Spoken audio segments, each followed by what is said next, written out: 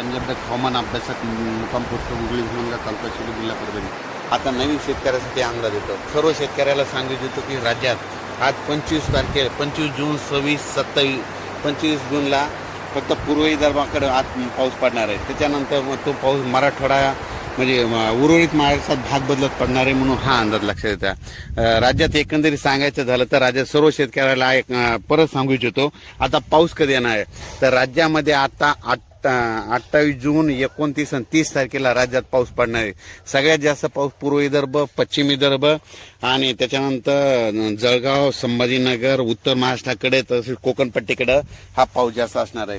म्हणजे 27-28 जूनचा पाऊस हा जवळपास म्हणजे सांगायचं झालं तर वर्धा, नागपूर, भंडारा, गोंदिया, अमरावती, अकोला, वाशिम, बुलढाणा तसेच परभणी, जळगाव, जालना, बीड, नगर,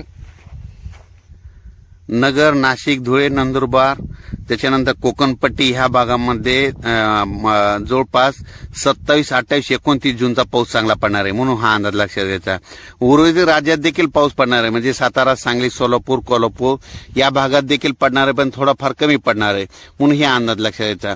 राज्यामध्ये सांगायचं झालं तर 27-28 जूनचा पाऊस राज्यात ठिकठिकाणी जोराचा पडणार आहे, ओढे नाले वाहणारा पडणार आहे पण भाग बदलत पडणार आहे म्हणून हा अंदाज सर्व शेतकऱ्यांना लक्षात घ्यायचा.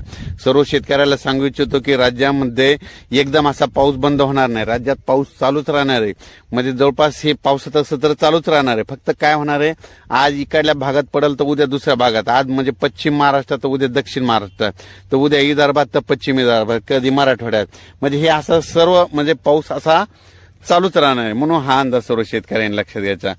एकंदरीत परिस्थिती बघितली तर राज्यामध्ये जिल्ह्यावाईज बघायचं झालं तर आज आहे 25 जून. 25 जूनला आज अमरावती, वर्धा, नागपूर, भंडारा, गोंदिया या तसेच अकोला, तसेच बुलढाणा, वाशिम, हिंगोली या भागात आज बऱ्याच ठिकाणी पाऊस चांगल्या प्रकारे पडणार आहे म्हणजे 25 जूनला. 26ला राज्यामध्ये भाग बदलत पाऊस पडणार आहे. 27, 28, 29 जूनला मात्र राज्यात सगळीकडे